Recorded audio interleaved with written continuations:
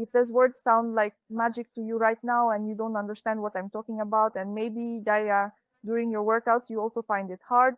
For instance, when your coach says, pay attention to your shoulder blades, your abs, or something else, you don't know what to focus on.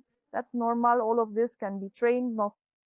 We have what's called proprioception. It's how we perceive and feel our body in space. That is how our brain sees our body. Very often it's underdeveloped.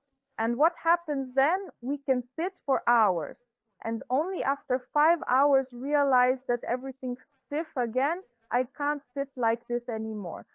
Or we might be experiencing a certain kind of discomfort for a very long time, like uncomfortable shoes or some kind of tight, restrictive clothing. And only later, when we finally arrive back home, will we then discover some truly awful marks from elastic bands, from our shoes, or even some painful calluses on our feet. And it's only when we see it that we realize, yes, we're hurting, we're uncomfortable, and to ensure there's less of that in our lives, because unfortunately, this also extends to a psychological level. Meaning, we also start tolerating what makes us uncomfortable in relationships, at work, or simply in life. We are constantly, and because of this, well, it's possible that the feeling arises that we are betraying ourselves. But this only arises later, not at the very moment of the negative situation itself. So it's crucial to develop proprioception, to understand in the moment of an uncomfortable situation, whether physical or psychological, that it's not right for us, that we don't like it, and we need to change something. And this is precisely why mind-body practices such as yoga, Pilates, healthy back classes, and myofascial release are also extremely well suited, exactly for this improvement of bodily awareness and for us to develop this crucial skill. And this is indeed a skill. That is, it's just like there's a certain level of visual expertise. For example, when you're knowledgeable about cars and a vehicle drives past you, you immediately understand whether it's worth purchasing or not, if it will quickly break down or last for many years. So you possess a certain intuitive understanding. Similarly, when you're interested in, say, style or fashion, you can just as easily determine in a store what truly deserves your attention and what doesn't. But when it comes to our own bodies, very often we know absolutely nothing about them. It's like we have a blind spot. While we might understand how our arms and legs are positioned, we know very little about our shoulder blades, pelvis, or back. It's a blind spot because it's located somewhere behind us. We don't constantly keep our eyes on it. Consequently, we have absolutely no idea how things are organized there. And it would seem, why would we even need to? Well, if there are no problems, then most likely there's no real reason. Or perhaps just for our own personal interest at some point. But if there are already some tensions, then it's best to work with them precisely from within by improving proprioception and the connection between head and body. This is so our brain can better regulate muscle tone. A muscle isn't just tense or relaxed without reason. And we usually, with conscious effort, cannot turn it on. But we can, let's say, clench a fist. There, we turned it on. We released the fist, we turned it off. But we see this. It's just easy for us to do. And plus, we might not even be aware. We clenched our fist, but forgot to unclench it. And we actually have many such zones within our body, and the brain simply doesn't register their presence. This might be, for example, a consequence of some old injury, meaning that a specific region experienced pain quite a while ago. And so, to prevent us from experiencing that pain, our nervous system simply deactivated this specific zone from its operational capacity, and consequently, it began to move by utilizing any other available zones, but specifically not this particular one. Just so you don't feel it every time, pause when there's a physical injury. Pause a breach of tissue integrity. Pause, that's understandable. You cut your finger, it hurts. Pause, and you, for instance, try to use that hand less. Pause for the next 3 days or a week. Pause so you don't injure that finger even more. And essentially, every time you start doing something with that cut hand, it hurts you, and you adjust, you stop. That's exactly how it's structured in our body. You got injured, you fell on your knee 1,000 years ago.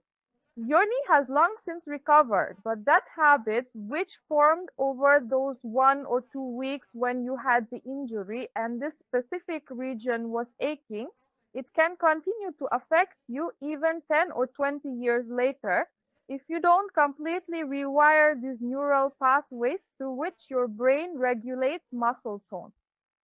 More often than not, it just happens all by itself, but sometimes it's like those old files you'd find on a computer. They're just lying there and you don't even realize they're present. And then you start looking, tidying up, and you'll see, and you begin to remember that you had completely forgotten about them. In the very same way, there are certain areas in our body that the brain either deliberately forgets or simply unintentionally overlooks.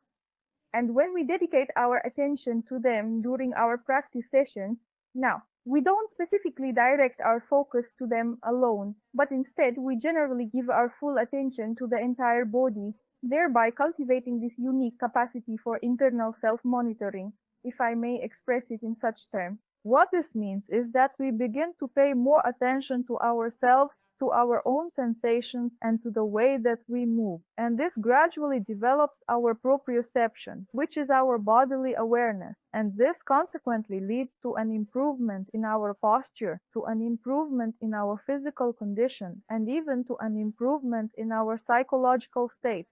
Because we begin to notice what we truly dislike, and consequently, we are then given the opportunity to do much more of what feels comfortable and genuinely pleasant for us.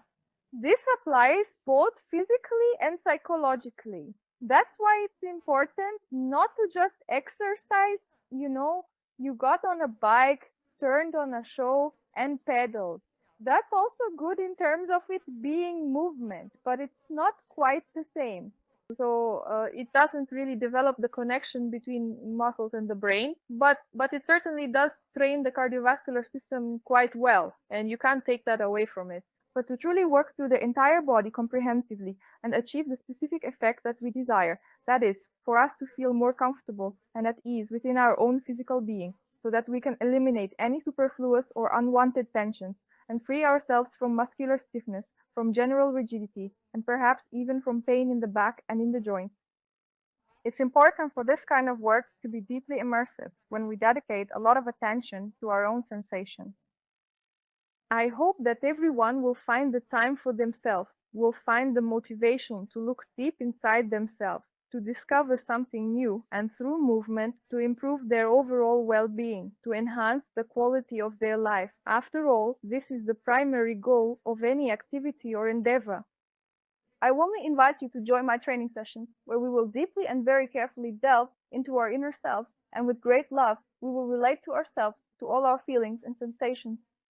And through such a gentle and comfortable approach, we change our movement patterns, we are improving our posture, and we improve the condition of the spine and joints.